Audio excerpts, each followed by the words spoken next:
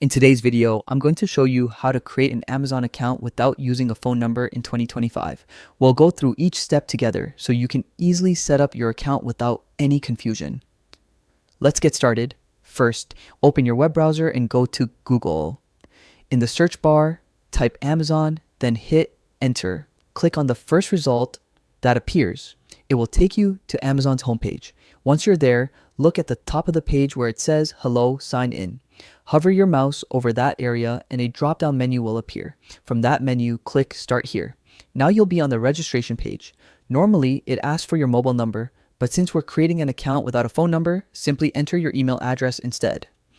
After typing in your email, click Continue. Next, click on the button that says Proceed to create an account.